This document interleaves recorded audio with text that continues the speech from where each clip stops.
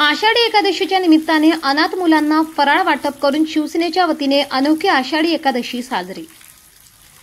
कार्यक्रम प्रसंगी गणेश कदम यांनी सांगितले की अनाथ मुलांना समाजाच्या मुख्य प्रवाहात आणण्यासाठी आणि त्यांना आवश्यक सुविधा मिळाव्यात यासाठी शिवसेना कटिबद्ध आहे। प्रभाग क्रमांक 20 मधील महानगरपालिका शाळा क्रमांक 110 येथे सुभाषचंद्र बोस अनाथ आश्रमात मोठ्या प्रमाणात अनाथ मुले आहेत। या मुलांना आषाढी एकादशीच्या निमित्ताने शिवसेनेचे सहसंपर्क प्रमुख गणेश कदम शिवसेना पक्षाच्या वतीने फराळ खिचडीचे वाटप करण्यात आले। यावेळी उपस्थित मुलांच्या चेहऱ्यावरील आनंद बघण्यासारखा होता। खऱ्या अर्थाने मुले ही देवाघरची फुलं आहे असे म्हटले जाते।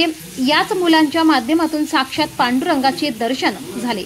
या मुलांना भविष्यामध्ये मुख्य प्रवाहात आणण्यासाठी जे प्रयत्न करणं गरजेचं आहे त्यासाठी शिवसेना कायमच कटिबद्ध राहील। तसेच मुलांच्या शिक्षणासाठी गणवेश, वह्या, पुस्तक अथवा इतर साहित्य असेल ते पुरविण्याचे काम शिवसेनेच्या वतीने नक्की केले जाईल असे शिवसेना सहसंपर्क गणेश कदम यांनी सांगितले। या कार्यक्रमात उपस्थित शिवसेना उपजिल्हा प्रमुख शिवाजी भोर यांनी सांगितले की विद्यार्थ्यांच्या शिक्षणावर शिवसेना भर देणार असून भविष्यातील पिढी घडवण्यासाठी शिवसेना कायमच त्यांच्या सोबत असणार आहे। आषाढी एकादशी निमित्त कार्यक्रमाचे आयोजन शिवसेना प्रभाग क्रमांक 20 शिवसेना पक्षाच्या वतीने करण्यात आले होते।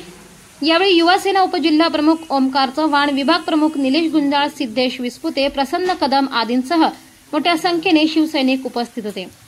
प्रसिद्धी प्रमुख न्यूज करिता प्रतिनिधी समाधान शिरसाट, नाशिक।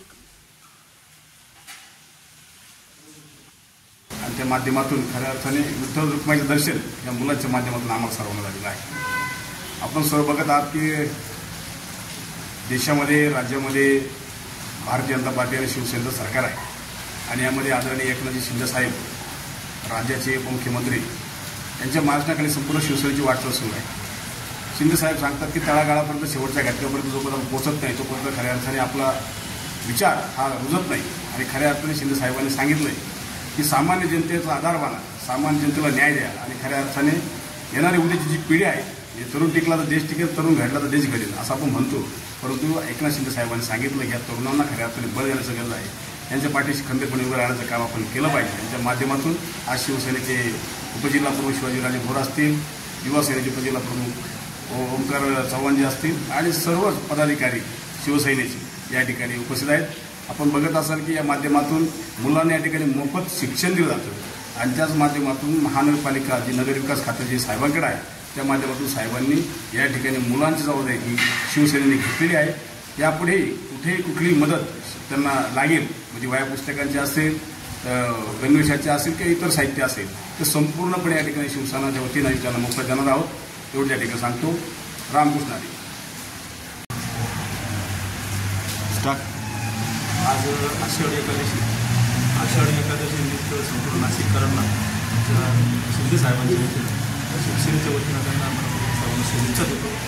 आज प्रभाग क्रमांक 20 मध्ये आमचे शिवसेनेचे सहसंपर्क प्रमुख गणेश भाऊ कदम यांच्या सहकार्याने महानगरपालिकेत शाळा क्रमांक 110 मध्ये एक छोटं वसतिगृह आहे आणि या वसतिगृहामध्ये 4वी ते 8वी पर्यंत शिकणाऱ्या सर्व मुलांना आज आषाढी एकादशी निमित्त त्यांना या ठिकाणी फराळाचं वाटप करण्यात आलं। मी गणेश भाऊंना शुभेच्छा देतो की त्यांच्या हातून या प्रभागामध्ये छोटे मुलं असतील, मुले असतील, मित्र असतील, या सर्वांचं या ठिकाणी त्यांच्या सहकार्याने त्यांच्या हातून त्या सर्वांचं या ठिकाणी कल्याण हो। मी त्यांना प्रार्थना करतो त्यांचं असंच उर्वरित आयुष्य, भावी आयुष्य त्यांना या ठिकाणी स्वतःचं समाधानात जावं। मी शिवसेनेच्या वतीनं त्यांना या ठिकाणी धन्यवाद देतो आणि शुभेच्छा देतो। असंच समाजसेवा त्यांच्या हातून घडत राहावं ही